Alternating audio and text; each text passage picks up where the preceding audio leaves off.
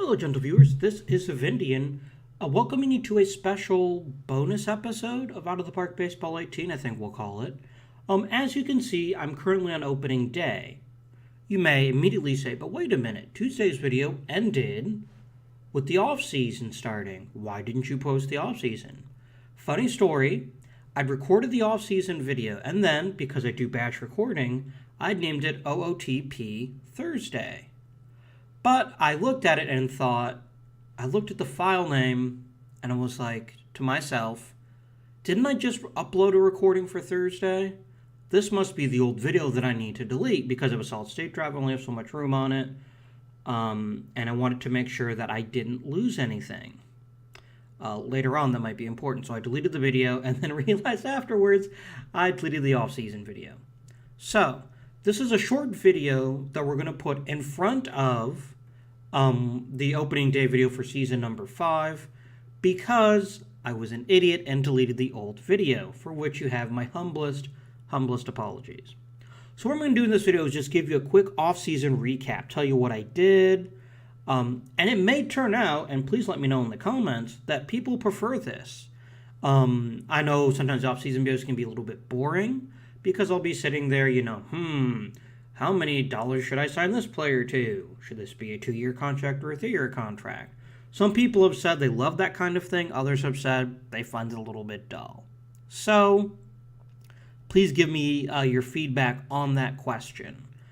So in the last episode that you saw, I've been given a new 2-year deal, but an incredibly short leash. So what my focus was in the offseason was upgrading a few key positions. We lost Jason Kipnis because he got so angry with me negotiating with him in the early part of the offseason that he just refused to resign.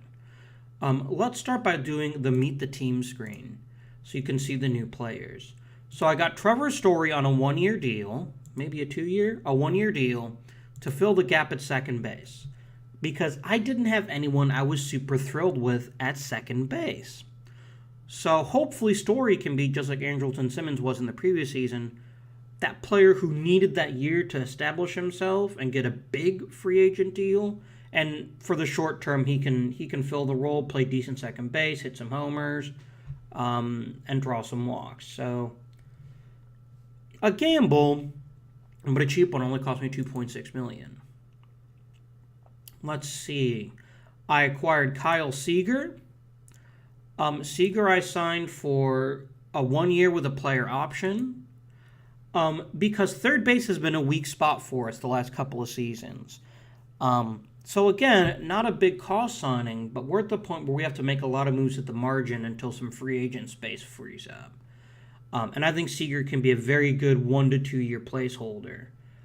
If he has a good season, and if he has another season like 2021, I'm almost positive he'll opt out of his contract. But we'll see. At least this gives us a strong third baseman that we can look forward to in the future. The third big move I made was I finally traded Derek Fisher. Now, those of you who've been watching the series for a while know that Derek Fisher was kind of a thorn in my side. He was always, he was getting hurt, he was getting irritated, just not the greatest move, just not my favorite player. And then arbitration kicked in and he wanted like $10 million a year. You're going to have to trust me on that one, but trust me, he wanted a lot of money. And I was prepared to give him that, especially since he was more or less a flat designated hitter at that point. So what I did is I traded. So I traded Derek Fisher for Hyun-Soo Kim, a minor league pitcher named Doug Prather, who's got some upside, and a minor league reliever named Joe McGuire, who also has some upside. The pitchers were really the reason I got this. But Kim is an important player for 2 reasons. Number 1, he's a good contact hitter that draws some walks, and I don't have a really good on-base guy right now. Second, look at the salary and you go, oh my God, Indian, why would you trade for that kind of salary? Because I'm not paying most of it. I'm basically getting a potential 3-win player for $4 million a season. This is what made this deal so much worth it to me. He's cheaper than Fisher. He fills a hole on this team, which is getting on base. And most importantly of all, he's worth $3.4 million. Even if he declines, I can stick his butt in AAA and not worry about him. Unlike, say, Michael Brantley, who I would love to be rid of at this point because he has aged very, very poorly. Very poorly. So those are the big moves I made. I made a couple of minor moves. I picked up Yu Darvish for 3 years as a reliever. As a free agent signing. He's going to take the bullpen role that I lost when... Which reliever did I lose? I don't remember at this point. I'm sorry. Some reliever I had. I don't remember. I finally got Crockett to sign that extension. Worth it. I think he'll be an excellent pickup for the team. And those are really the major moves that I remember at the moment. Didn't I trade a second baseman? No, I didn't. Okay. So those are the big moves that you've missed. And hopefully this was kind of a nice quick way to get things done. Let's talk about personnel because that changed also. I don't remember if it was part of the last episode or not, but Terry Francona retired, so I needed to find a new manager. And about the first 15 minutes of the episode you're not watching was me finding a new manager. Also one of the things that you might have found sort of dull. And what I wanted a real sabermetric manager who had a positive development on as many of my players as possible. Because my core is still relatively young and I'd like to see them get better. I would consider my core right now Lindor, Kageyama, and Mejia would be my core. And then there's lots of interesting minor leaguers that really just need that chance to develop, like Carlos Ventura, Will Benson, Michael Tinsley, Bobby Bradley. If we're going to make this team competitive going forward, it's going to have to be done from within. I have, by the way, spoiled myself on Tyler Krieger as a permanent second baseman after the bad year he had last season. Maybe he'll turn it around, I don't know, and he's still a pretty fine... I taught him third base in spring training, and he took to it like a duck to water. So now I've got, if nothing else, a really solid utility infielder. And for a guy... drafted in 2012 and then drafted again in 2015. I'm totally fine with this. This is exactly what I wanted. A solid utility infielder, and I'm glad he's still on the team. There was one other player. The one odyssey I haven't yet resolved, and that'll be a big part of the next video, which will be the first half of the season, is what to do with Bradley Zimmer. On the one hand, I love Brad Zimmer. He's been a really good outfielder for us. He hits quite well, and he plays a really solid right field. The problem is he wants an awful lot of money, this being his arbitration year. Like, if we take a look at his extension requirements, they're all of a sudden much more reasonable than they were last time. Well, so then my new concern is what we do with the guy who'll be 37 and making a whole bunch of money. I'm just going to see if he'll take the 2-team options, and if he'll take it, we'll resign this. I remember him asking for like $10-15 million a year. Okay. Now, I am overpaying a little bit in one sense, and that Zimmer's going to be in his 30s for most of this contract, which means we can't trust how he'll do going forward.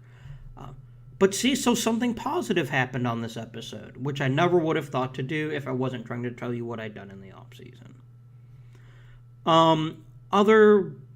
Bradley, maybe Bradley was the one I was thinking of. Was he the one that wanted, like, all the money? No. Bobby Bradley, I still really, really like, but I'm not convinced I want to get him to a long-term deal just yet.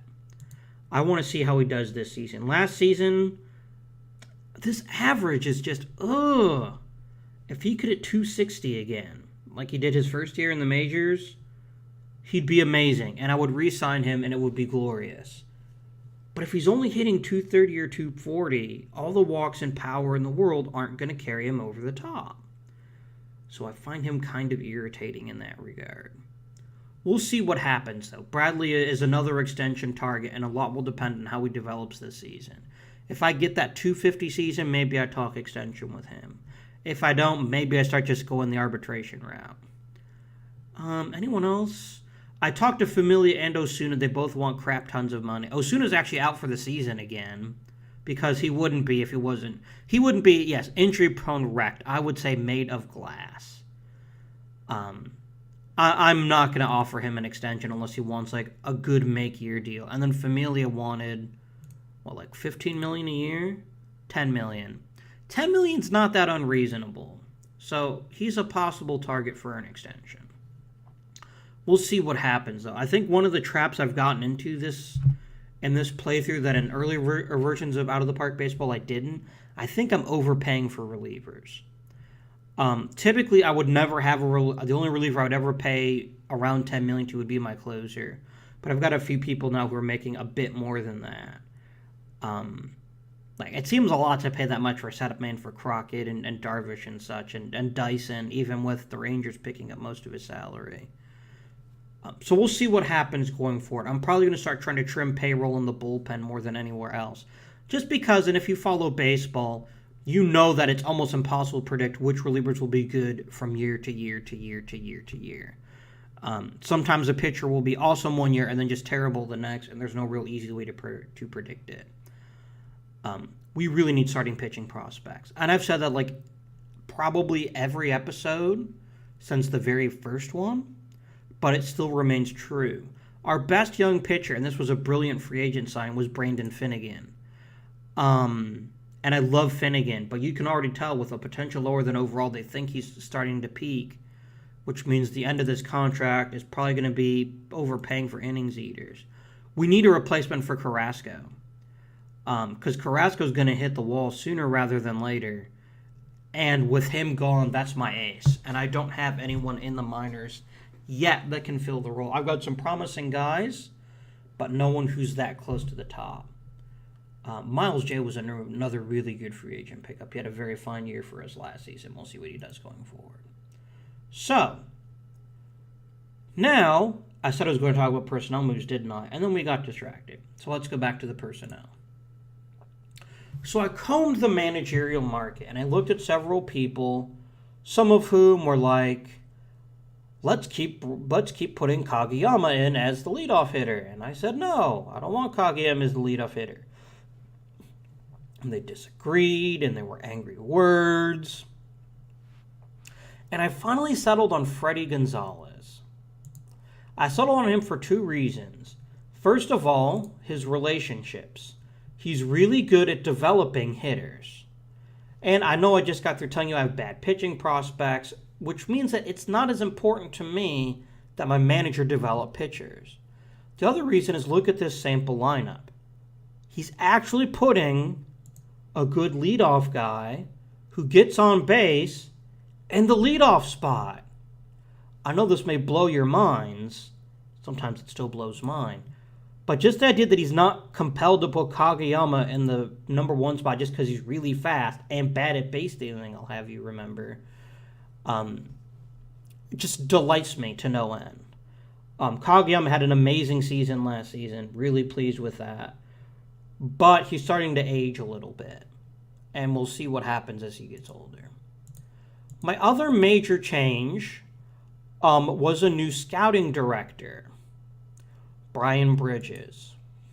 Brian Bridges is a calculated risk for me.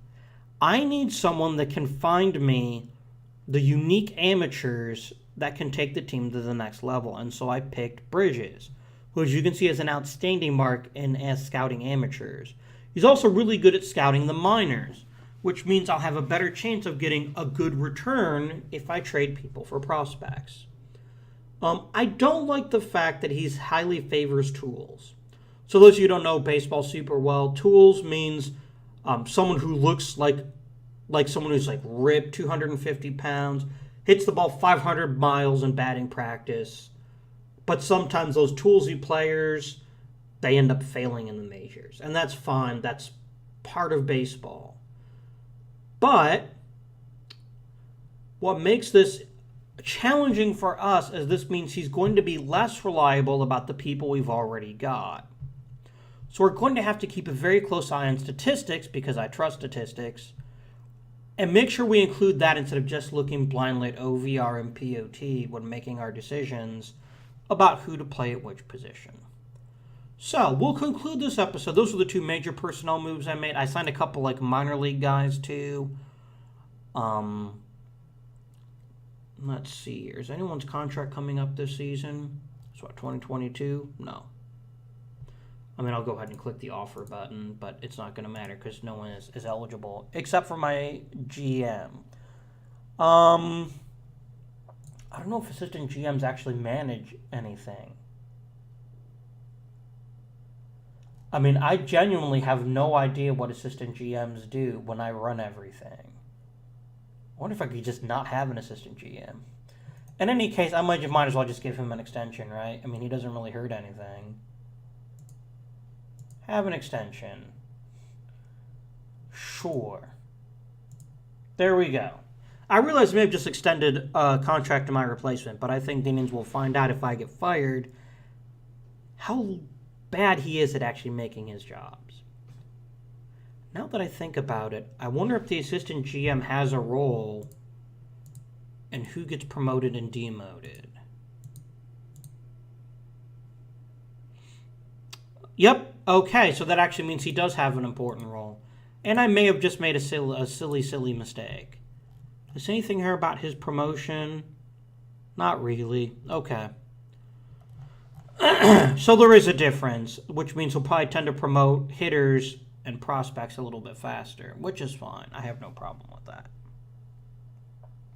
And for the most important players, I manage them directly, so it's fine. It's fine. So let's take a look at our opening day roster, and that'll be it for this episode. A shorter episode, but again, and I do profusely apologize for my silliness, unnecessary episode since I inadvertently deleted the off-season video. And there will still be, I don't know when you're watching this, there will still be a full episode on Thursday of the first half of this season. This is just, like I said, an extra bonus video. So, our lineups and depth chart are quite similar to the seasons of the past with a couple of exceptions, namely Story and Seager taking over second base and third base respectively. Tinsley is now pretty much going to be a full-time backup catcher. Whether this is the scout or whether it's the fact that his first full season in the majors was disappointing, I don't know. But it's looking like he's not going to be the future DH I had in mind. So he's going to be a backup catcher for now. He's going to pick up some... Let's look at the scouting reports. Yeah, it started to change in November, which is before... No, November is actually when I hired the new scout. No, sorry, that was a November ago. No, here we go. There have been some development, and he just really seems not to like him very much. OSA still loves him. OSA really loves him. So there's a small chance we could turn this to our advantage and maybe trade him at some point. I still like the discipline. I still like the contact, and I like the gap power. But this is going to be an interesting season for him. He's going to be my backup catcher. He still does that pretty well. And he'll probably get some occasional at-bats, say, at DH. Brantley's going to the bench where I think he belongs. Let me see. Does OSA still love... Oh, even OSA thinks Brantley's a piece of crap. So, nothing personal about it. If Michael Brantley watches this video, I love you, dude. You're awesome. But in this game, you're kind of a piece of crap. So, high greed, just... bleh. He's still been an above-average bat, but not to the point where he's going to get regular starting time. It looks like they're going to spell Ventura with Brantley once a week, and I think that's fine. I'm curious to see how Ventura will do given a full season in left field. He hasn't had a lot of major league experience yet. He's another guy that my scout likes more than OSA does, probably because he is kind of a toolsy guy. But he hits for contact and he draws walks. And again, this was a hole in our game a season ago. We had too many people that just hit for power. So this could be really good for him. I'll be interested to see how he develops. Plus, he's a really good left fielder. So for no other reason than that, he's a good choice. Brad Zimmer starting in right. Kageyama going to start in center field again. For whatever reason, no matter who I put on the roster, they won't let anyone else ever play center field, ever. I could just send like someone like Benson down, but I do want to back up right fielder. Actually, why is Benson not even on the roster? Oh, he is. They're making Benson DH. Curious, but I can see that, yeah, because Kim's out for the first few weeks of the season, so. Benson has good power and draws walks, so he might be a good designated hitter. Although he's an awesome right fielder. The thing is, I'm not sure he's better than Zimmer. Yeah, I wouldn't do that for Zimmer. Zimmer can play center decently. Please don't want to go to Kageyama at any point. Mejia, obviously, catcher. Lindor, obviously, shortstop. Already you can see Seager's fallen into this natural super utility role, and he'll get some regular starts at second, which I think is fine. And then Maroff, who I signed an extension for because he was super cheap, still remains on the roster as kind of the secondary utility guy, although his utility's starting to disappear with a guy like Krieger because he's not that great a shortstop. And he does take the occasional walk and he'll hit you some doubles, but other than that, meh. So, interesting, he's going to make Benson the leadoff guy. I could see that working out. The problem is you've got two low-contact guys in a row, but then you have Lindor and Mejia, who are probably, if we look at my batter ratings, my two highest contact guys. Yep, followed by Ventura. We still got the power in Bradley and Zimmer. Wow, at this point, I'm just noticing this right now. Maybe you've already noticed this. Mejia and Lindor are like clones of each other. The only difference being one of them plays shortstop and doesn't hit quite as well, but draws more walks. That's awesome. But yeah, we could use a little more power on the team, but I think we'll get some of that from Seager. We'll get a lot of that from Bradley. And like I said, this is going to be Bradley's big year. If Bradley puts together a good season, I'll offer him an extension because we need the power. We need the power.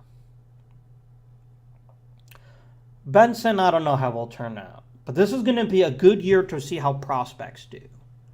Now, let's look at the pitching staff. So we have Carrasco. He's our ace. The highest paid player on the team, but I think worthy of it. And the best news for Carrasco is I control how often we keep him.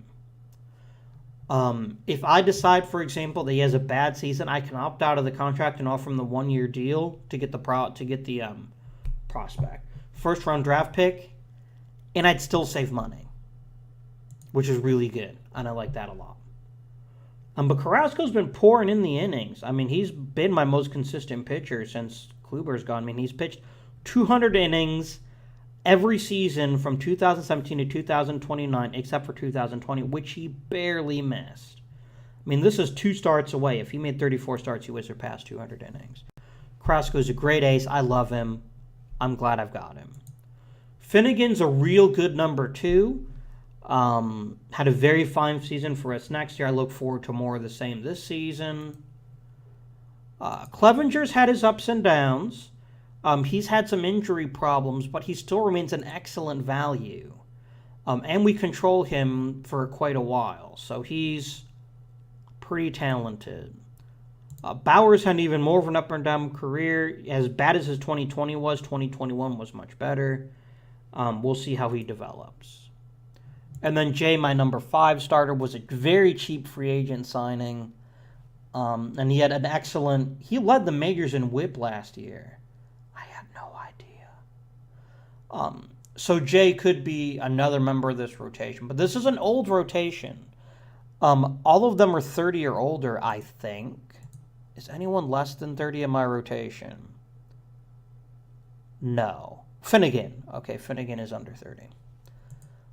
Another of my intriguing pickups is Will Crowe, who I picked up as a Rule 5 draft pick. Crowe has loads of potential. He's the curious guy who gets by on movement, which means he should keep the ball in the park. We're gonna try him out as a minor league pitcher or as a long reliever, see how he does. But this could be a nice depth signing for us. OSA hates his guts, but we like him. And we'll see how he does. Any Romero, trade with Washington. Who did I trade to Washington? Oh, that's right. I just traded Greg Holland because he's like nothing now. He has no arm anymore. So this was just a straight up flop for flop, and Romero is the guy I picked up. And he's going to be, I think, a good middle reliever. Throws lots of pitches, strikes people out, even plays a little bit of first base, apparently. Can he hit? He cannot hit. I don't know why he played first base. Must have done that like in the minors or something. But in any case, I think Romero was a good pickup. And someone who will be that kind of that back arm bullpen guy, who might even turn into something more. He throws super hard and plays his position well, so that helps a lot. We have our old friend Ryan Merritt as settling in very nicely as a reliever. He's going to be my number one lefty out of the pen. I'm sorry. Romero's my lefty out of the pen. Merritt's my middle reliever who will occasionally face lefties. Matt Esparza has been in our minor league system forever, and this is going to be his chance to see if he can be a little bit more. Curiously, very good at stamina. Very good. I'm going to make him a backup long reliever. I had no idea stamina was so good. He's really a one-pitch guy, but still, I can live with that. And he's another ground ball pitcher, which means as long as the defense is good, he should turn out well. Jacob Rame. You may remember Mr. Rame as having been buried in my minors for like season upon season upon season. And he's never gotten much experience with me. He's been spending most of his time in AAA. This is his year. This is his year to prove that he can handle the major leagues, which I think he can. I traded for him a long time ago. What did I trade for him? How did I get you? I traded Luigi Rodriguez. How's he doing? He doesn't even have a contract. You know what we're going to do for fun? Let's offer him a minor league deal. I do this sometimes in Out of the Park Baseball. If I find people that I traded for, it makes me feel better about myself, basically meaning that I got a possibly good reliever for free. And then we have Kyle Crockett, the newly extended Kyle Crockett, as our primary setup man, and then Familia will be the closer again this season. I like Familia, and I may re-sign him, because he doesn't want a lot of money compared to what he's making now. We'll see what happens. I want to see how the rest of the bullpen fills out and then see if there might be someone else to think about in the future. So, this has been a little bit of a preview video. Should be shorter than a standard video. I haven't been paying attention at the time. Maybe like 40 minutes or something. That's just kind of gone over what happened in the offseason. Let me know what you think of this format. If you'd like me to keep doing this going forward, just not having the lengthy offseason video, I'd be more than happy to consider changing things up. So please let me know what you guys think. Again, later today, if not already, I don't know what order YouTube's going to upload these things. You'll also have the first half of the season. So I'm not cheating you by any means of a video. You're still going to get your normal Thursday video. But until next time, please remember to comment, like, subscribe. Again, comment especially on the format. Whether you'd be interested in seeing a permanent change to this sort of format, the quick overview of the offseason, and then getting into the actual gameplay. But until next time, this has been Avindian, wishing you good day, good luck, and good fortune.